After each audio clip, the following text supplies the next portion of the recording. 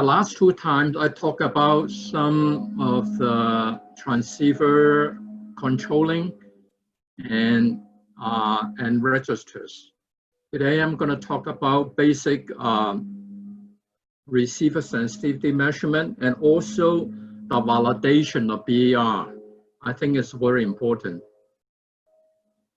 So to start with, sensitivity is the minimum average optical power in dBm to achieve the desired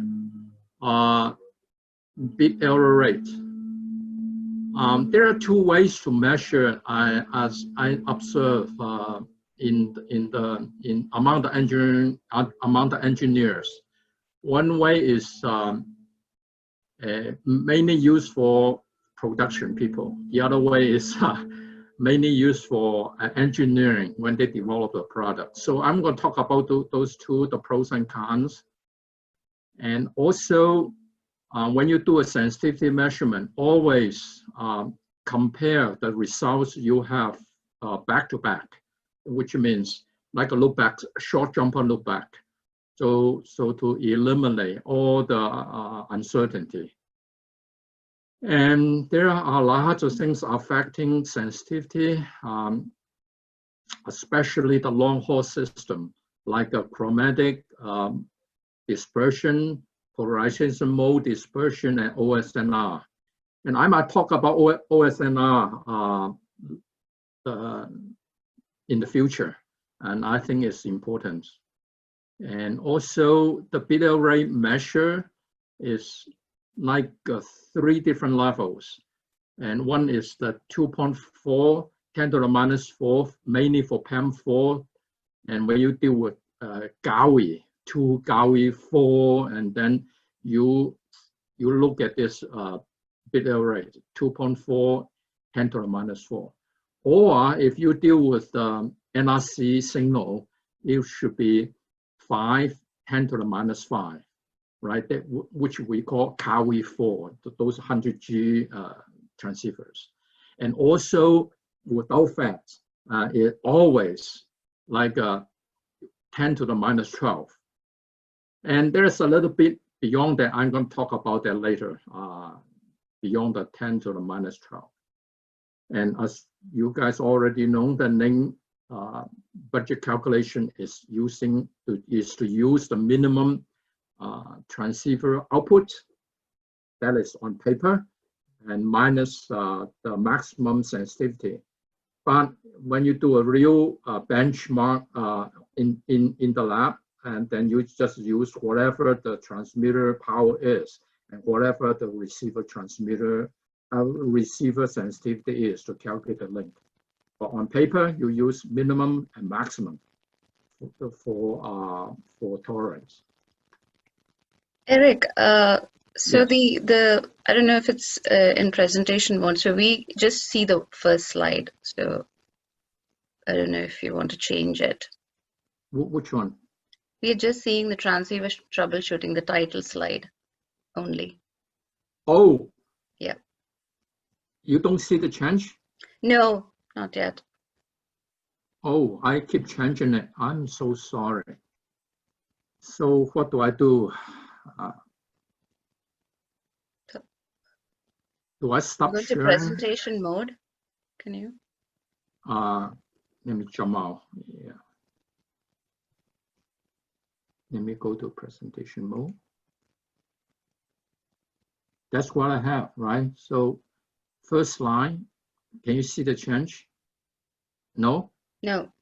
Why don't you select the slide then if that's not working? Select it. So I'm sorry.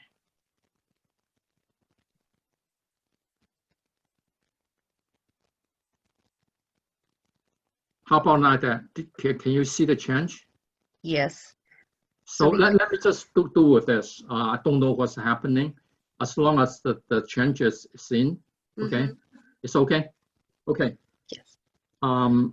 So now I am into this page here. I just finished the last comments I put down, the link budget calculation, yeah? So let me go forward. And the next one is a plot. Okay, so this is a very typical plot from bilayer rate power from the 100G LR4 receiver sensitivity. The reason I put it here is that there are things we have to pay attention, right? So this line, like I blocked out, and this is also sensitivity, but is the total receiver power, which is total. Keep in mind, is total. The only way to do a separate receiver power is to read the DDMI on the 4 different channels. If you don't, and you can measure the total receiver power and plug it out, and it will be like this. But the thing is, you lose your flexibility to know if there is any problem within the channels, right? There are 4 channels. So as you can see, roughly, the group here to here is like a 6 dB. Here you go, log of 4 is equal to 6. So roughly, it's a sum of those 4 channels equal to a single the total receiver power, right? So the reason why I show this is to show you the way to do it manually. So first of all, I put down 5 steps. So for the ones who want to learn sensitivity measurement manually, and you can do this to follow this. First of all, you calibrate your optical attenuator to calibrate it, right? So you put in an optical signal to calibrate with the attenuation reading, you calibrate it.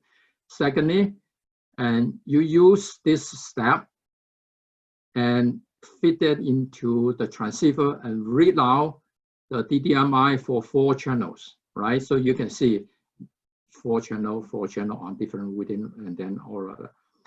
I call it calibration, right? So then you know this is only hex number, right? So you do a conversion with the method I show you the last time, how to calculate the receiver power, right? So it's the same. I call it translate into dBm. So it directly on the spreadsheet, it translates to dBm. And then you can sum that up just for your own sake to see if this line is this line, right? It should be this line, right? So you have the data in front of you. And then the last step is to calculate the bit error rates, like so. Bit error rate is equal to number of errors over the data rates times how much time you spend on measuring in terms of second, right? So bit error rate is equal to number of error over data rates times time. Okay, so 1, 2, 3, 4, 5 steps. Okay, so let me go on.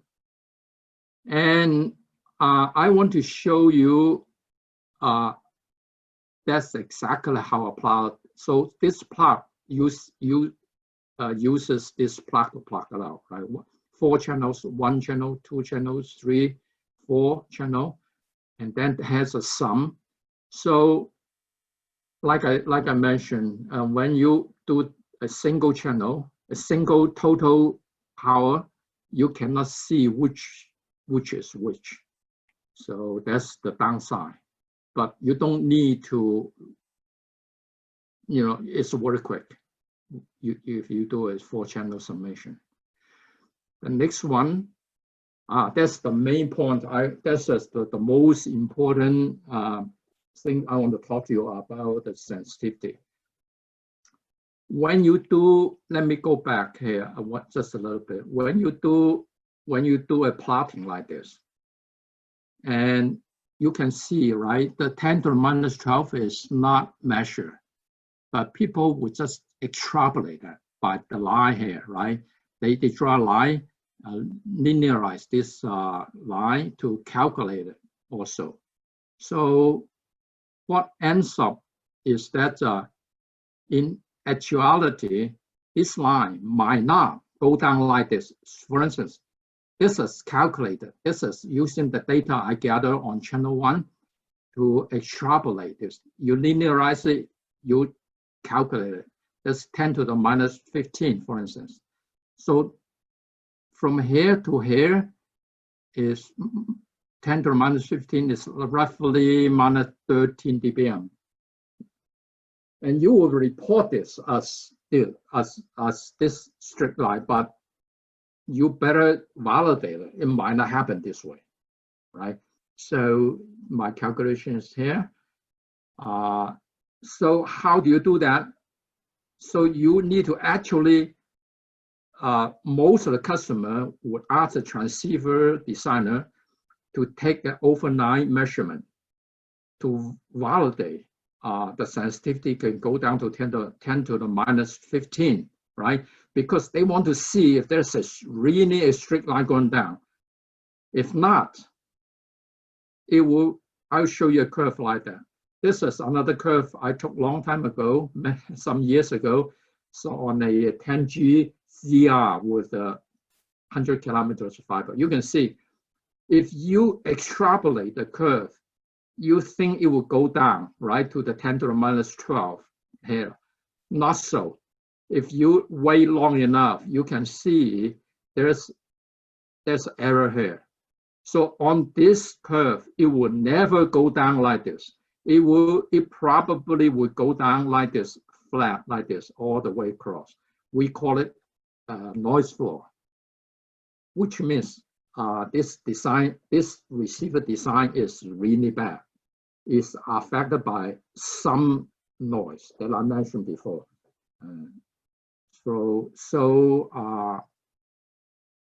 Whatever you do on sensitivity measurement, I greatly suggest you go down to wait longer, like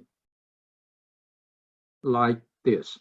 I put in a chart here just to very simple calculation by using this equation here.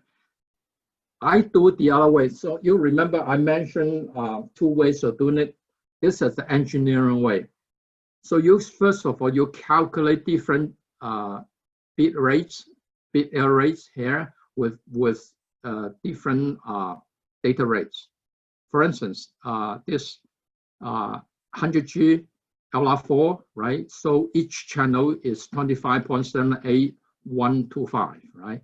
So here, because you look at the formula, is the time it takes is equal to errors over the data rates times bit error rates. So there are 2 blocks here. I do in seconds, but here I convert it into hour. You can see in order to validate the curve, to go down to 10 to the minus 15, you need to run the test overnight, 10.77 hours until, so if you don't have this data point, you cannot say your receiver has no noise floor because everything you do has been only extrapolated, not measured, not validated. So this is very important for receiver design. Every time after I finish the receiver design, during qualification, I have to run this overnight test. Make sure I have these points. Make sure I have no noise floor. So I put this one for you just for reference, right? So it's very easy to do that. You change the input power until you get one error. For instance, here, right? If you do the 10 to the minus, let's 10 to the minus 12 here, 10 to the minus 12.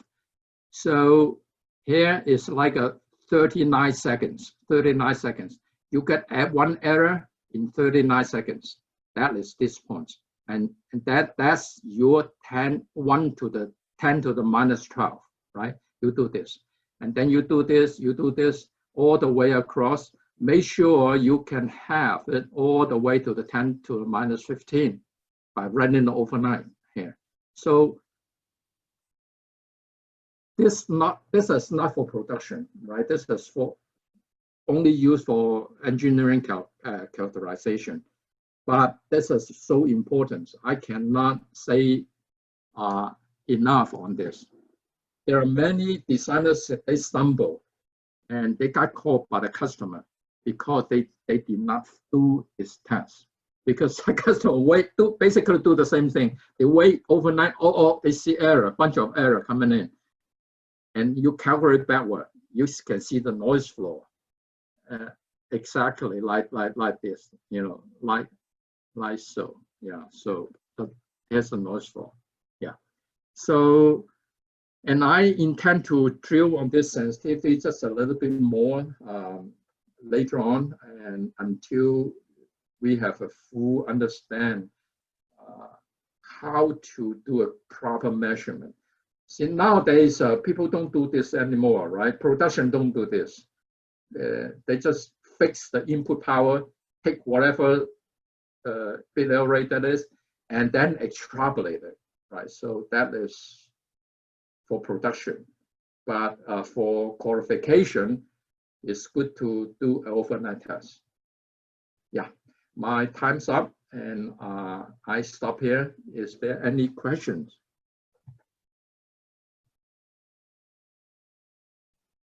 Let me see. Where's my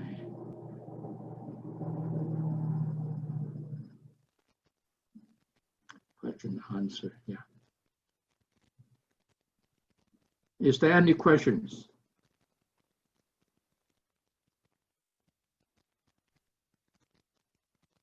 Okay, so